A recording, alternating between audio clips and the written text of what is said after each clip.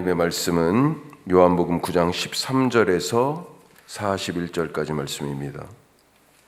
날 때부터 맹인이었던 사람이 눈뜬 사건 이후에 지금 바리새인들과 이 일을 두고 논쟁하는 그런 장면입니다. 자, 오늘 이 말씀을 가지고 조금 더 들어가 보면 첫 번째, 우리는 보냄을 받았다. 보냄을 받았다. 어떤 목적을 가지고 보냄을 받았어요. 예수님은 날 때부터 맹인된 사람에게 진흙을 이겨서 눈에 바르시고는 실로암 연못에 가서 씻으라 하셨었죠. 이 사람이 그대로 했는데 눈을 떴어요. 그런데 7절에 보면 실로암이라고 하는 이 지명의 말 뜻이 있다. 보냄을 받았다. 이렇게 되어 있습니다. 친절하게 알려줍니다. 자, 예수님은 보내신 이의 뜻을 따라서 세상에 왔습니다. 보냄을 받으신 분이에요. 그리고 보냄 받은 분이 이제는 누군가를 지금 보내고 계시는 겁니다. 예수님은 스스로 오신 것이 아니다라고 요한복음에서 반복해서 요한이 기록하고 있어요. 나 보내신 이의 뜻을 행하려 합니다. 나 보내신 이가 계시고 나를 보내신 이유가 있다 하는 거죠. 자, 요한복음 곳곳에 이런 말씀들이 있는데 6장 38절을 보면 이렇게 되어 있습니다.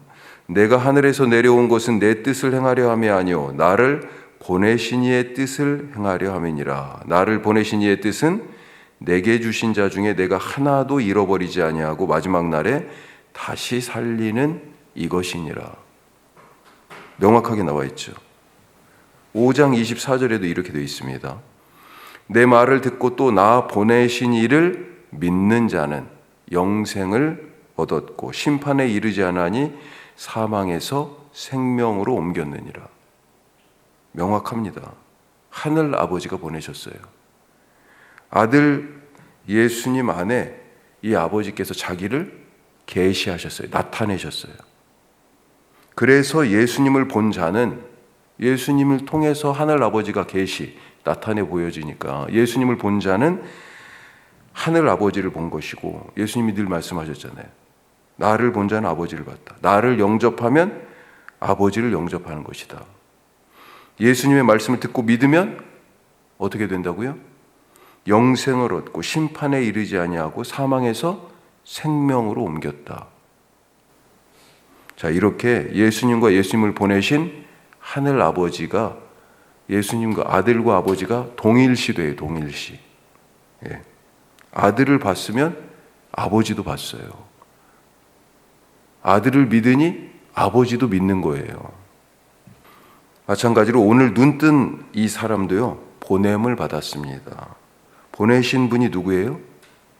예수님이죠. 예수님이 실로암 못으로 가라고 그랬잖아요.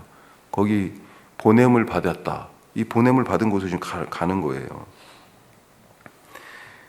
그래서 이 보내신 예수님을 이 사람이 증거하는 것입니다. 마치 예수님이요 자기를 보내신 아버지를 드러내고 나타내듯이 이 보냄을 받은 눈뜬 이 사람이 이제 예수님을 증거하는 거예요. 그것이 바로 보냄받은 자가 할 일입니다. 보내신 이를 드러내는 것. 따라서 내 안에 예수님의 일이 없고 내 안에 예수님의 말이 없다면 소용이 없습니다. 예수님을 드러내야 되는데요. 예수님이 하늘 아버지에 대해 하신 말씀을 그대로 우리에게 적용하면 우리 말을 듣는 자는 살아나고, 왜? 예수님이 우리를 보내시잖아요. 그래서 우리 안에 누가 계셔요? 예수님이 계시니 우리 말을 듣는 자가 살아나고 우리를 통해서 예수님의 구원, 예수님의 일이 나타나고 우리를 통해 사람들이 예수님을 보게 된다라고 하는 것입니다. 우리는 그렇게 세상으로 보냄을 받았습니다. 오늘 내가 세상 앞에 서 있는 눈뜬 사람이다 하는 것을 잊지 마시기 바랍니다. 그렇게 우리를 세상으로 보내셨어요. 눈을 띄워가지고. 자, 두 번째, 그래서 어떻습니까? 내가 증거다. 증거. 사람들이 전에 맹인되었다가 눈뜬 이 사람을 데리고 바리새인들에게 갔습니다. 어떻게 생각하세요? 바리새인들에게 갔어요. 아프면 병원을 제대로 찾아가야 되는데 잘못 찾아간 것 같아. 오늘 말씀 보니까 이 바리새인들이요, 지금 이 맹인을 보고 아이고 어떻게 눈을 떴어요, 정말 축하해요, 세상 한 번도 못 봤는데 보니까 어때요, 뭐 이런 얘기 합니까? 지금 무슨 얘기를 하고 있어요? 어떻게 보게 되었는가? 자, 하여튼 물어요. 이 사람이 있는 그대로 지금까지 있었던 일을 그대로 얘기합니다. 예수님에 대해서 그 사람이라고 얘기합니다. 그 사람이 진흙을 내 눈에 바르매 내가 씻고 보게 되었습니다. 틀린 말이 아니죠. 그대로 있었던 일을 그냥 얘기합니다. 그런데 명백하게 일어난 이 일, 이 한 번도 못 보던 이 사람이 지금 눈을 떠서 자기들 앞에 있고 그것을 얘기하고 있는 이 명백한 사실을 바리새인들은 받아들일 수 없습니다. 그래서 뭐라고 얘기해요? 이 사람이 안식일을 지키지 않았기 때문에, 예수님이 안식일을 지키지 않고 일을 했기 때문에 하나님께로부터 온 자가 아니다 라고 선언해 버립니다. 하지만 그들 중에서도 의견이 조금 갈려요. 옥신각신하는 것처럼 보입니다. 어떤 사람은 죄인이 어떻게 이런 표적을 행할 수 있냐 라고 예수님을 죄인으로 단정짓는 것에 의문을 제기하는 사람도 있어요. 하지만 그럼에도 불구하고 대다수는 이미 예수에 대한 미움이 크고 예수가 죄인이라는데 동의합니다. 그래서 다시 눈뜬 사람을 몰아붙이죠. 너는 그가 어떤 사람이라고 생각하느냐? 뭐라고 대답해요? 이때는 선지자라고 대답합니다. 선지자. 자, 자기들이 원하는 답이 있었어요. 뭡니까? 우리가 이걸 답정 넣으라고 그렇게 얘기하죠. 미리 답을 정해놓고 그 답만 너는 얘기해. 뭐예요? 예수가 죄인이라는 얘기를, 그런 얘기를 지금 이 사람에게서 끄집어내고 싶은데, 자, 원하는 답을 듣지 못하자 이번에는 누구를 불러요? 이 맹인 되었던 사람의 부모를 부르죠. 또 추궁합니다. 이 사람들도요, 부모도 지금 분명히 우리 아들도 맞고 전에 눈 감았다가 눈 뜬 것도 맞아요. 그러면서도 예수님에 대해서는 발뺌을 슥슥슥슥 하죠. 왜? 예수를 조금이라도 인정하고 특별히 그리스도라고 받아들이는 사람은 출교하기로 이미 결의되었기 때문에, 그것을 아니까 역시 부모에게서부터도 원하는 답을 얻지 못하자 다시 이 눈뜬 사람을 불러서 추궁합니다. 자, 24절에 보니까 뭐라고 돼 있어요? 이제 말이 안 되니까 윽박지르죠. 너는 하나님께 영광을 돌리라. 우리는 이 사람이 죄인인 줄 아노라. 이미 판결했어요. 심리할 것도 없어요. 물어볼 것도 없어. 하지만 눈뜬 사람의 말이 더 단호합니다. 자, 같이 읽습니다. 25절 뭐라고 합니까? 대답하되 그가 죄인인지 내가 알지 못하나 한 가지 아는 것은 내가 맹인으로 있다가 지금 보는 그것이니라. 할 말이 없습니다. 바리새인들이. 정말 이 바리새인들 어떻게 생각하십니까? 이렇게 어리석은 사람들이 어디 있어요? 이미 일어난 일을 바꿀 수가 있습니까? 눈앞에 바로 지금 눈뜬 사람이 얼마 전까지 알 거예요. 자기들도 이 왔다 갔다 하면서 한두 번쯤은 못해도 마주쳤을지도 몰라요. 구걸하고 있었으니까 어느 한 자리에 딱 고정되어 있었을 겁니다. 예.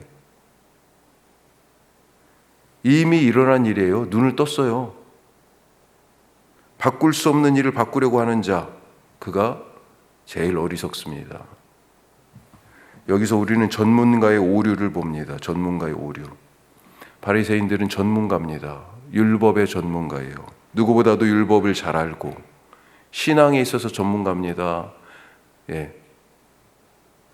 누구보다도 엄격하고 스스로에게도 엄격하고 모든 사람들이 보기에도 열심 있는 그런 경건한 사람들이었어요. 표본이었어요. 종교 전문가예요. 하지만 함정에 빠져 있습니다. 어떤 함정? 내가 더 잘 안다는 함정. 자기들이 기준이다라고 하는 함정. 우리가 죄인이라고 얘기하면 당연히 죄인이라고 인정해야지. 우리보다 더 잘하는 사람이 있어? 지금 그렇게 말하고 있는 거나 마찬가지잖아요. 틀리지 않았다는 교만의 함정. 평생을 맹인으로 살았던 이 사람 한번 생각해 보십시오. 글은 배웠겠습니까? 일자무식 아니에요. 뭘 아는 게 있겠어요. 예배는 한번 제대로 드려봤을까요? 이게 맹인이기 때문에 성전 예배에 참석하지 못했을 겁니다. 그러니까 뭘 아무것도 모르는 사람이에요. 그런데 지금 누구 말이 진실이에요? 이 사람은요, 자기 삶이 증거입니다. 명백한 증거 앞에서 그래서 책상 물림의 지식이 아무 소용이 없어요. 무용지물입니다. 바리새인들의 이 지식의 교만, 전문가로서의 그 오만의 함정에 이 바리새인들이 빠져서 눈뜬 사람의 눈을 다시 감기려고 하는 그런 모습 아니겠어요? 차라리 눈을 감아 이런 것 같아. 자기들이 진정한 맹인이라는 것을, 하나님에 대해서 무지하다라 하는 것을 지금 모르고 있습니다. 그래서 마지막에 예수님이 뭐라고 그럽니까? 오늘 마지막 말씀 한번 같이 한번 읽어보죠. 예수께서 이르시되 너희가 맹인이 되었더라면 죄가 없으려니와 본다고 하니 너희 죄가 그대로 있느니라. 우리가 더 잘 봐. 우리가 더 잘 알아. 그러니 나를 따라와. 내가 기준이야. 뭐 이런 거잖아요. 이미 일어나 분명히 눈앞에서 펼쳐진 일을 받아들이기를, 사실을 받아들이기를 거부하고. 다시 말씀드리지만 이렇게 눈뜬 사람이 소위 고매하신 이 전문가 바리새인들 앞에서 이렇게 당당할 뿐만 아니라 심지어 그들을 가르치는 것처럼 보이는 이유가 뭐예요? 자기 삶이 증거이기 때문입니다. 그냥 자기에게 일어난 일을 말하고 있을 뿐이에요. 그래서 오히려 바리새인들과의 논쟁을 통해서 이 사람이 예수님에 대하여 갖고 있는 생각이 점점 발전합니다. 맨 처음엔 선지자라고 그랬다가 그 다음에는요, 선지자 이전에는 예수라는 그 사람 이랬어요. 그 사람 그냥. 그러다가 선지자로 발전했다가 마지막에요, 따로 만나죠. 바리새인 앞에 쫓겨나서 그때 내가 주님을 믿습니다. 믿음의 주로 고백하게 돼요. 대단하죠. 오늘 우리가 세상 속에 예수님이 여기 계신 그런 증거로 살아갈 수 있길 바랍니다. 그 사람이 당당합니다. 그 사람이요, 위축되지 않고 쫄지 않아요. 두려워하지 않습니다. 오히려 세상의 전문가라고 하는 그들이 우리 앞에서 꼼짝하지 못하게 됩니다. 그런 삶을 살아가시기를 축복합니다. 기도하겠습니다. 예수님은 보냄받은 분이었어요. 우리도 마찬가지로 보냄을 받았습니다. 보냄받은 자는 보내신 이를 드러냅니다. 우리가 잊지 마시기 바랍니다. 세상 속에 내가 가고 싶어서 간 게 아니고요. 오늘 세상에 이 세상 살이가요, 예수님이 보내신 거예요. 보내신 거. 내 마음대로 살지 않고 주의 뜻대로 살게 하여 주옵소서. 주님의 뜻이 뭡니까? 살리는 것입니다. 살리는 거. 사람을. 예수님도 그래서 우리를 구원하기 위하여 오셨다 말씀하셨잖아요. 살리는 거예요. 내 말을 통해서, 내 미소를 통해서, 내 손을 통해서, 내가 하는 일을 통해서, 내 생각과 마음의 감정, 모든 것을 통해서 주님, 내 곁에 있는 사람들이 살아나 주님 앞에 오게 하옵소서 기도하시고, 무엇보다도 내가 예수님이 살아계신 것의 증거다. 오늘 맹인이었지만 눈뜬 사람처럼 그렇게 세상 속에서 내 삶을 증거로 제시하며 사는 은혜의 삶이 되게 하여 주옵소서. 우리 다 같이 기도하시고 선교 동역지를 위해서 기도하십시다. 그렇게 잠깐 말씀드렸습니다만 박선호 선교사님이 한국에서 어떤 분이 이게 지금 지붕이 이제 그 오병이어의 집, 또 한빛 탄사교회, 이 뚫라이 미션 이 건물들이 조금 돼서 비도 새고 그래서 자재를 보내주셨나 봐요. 일꾼들도 오기로 했었는데 일꾼들이 오는 게 거기에서 하여튼 안 되게 됐습니다. 그래가지고 급하게 선교사님이 들어오셨어요. 그 공장에서 지금 지붕 그걸 설치하는 작업을 배우고 계세요. 어떻게든지 해보시려고. 비용이 이제 너무 많이 들어가니까, 일꾼을 쓰려니까. 잘 이 모든 일들이 해결될 수 있도록 기도해 주시고요. 우리 8곳의 선교 동역지 기억하시기 바랍니다. 오늘 저녁에 수요 말씀마당 그리고 이어서 사랑방 일꾼 모임이 있습니다. 다 같이 기도하겠습니다.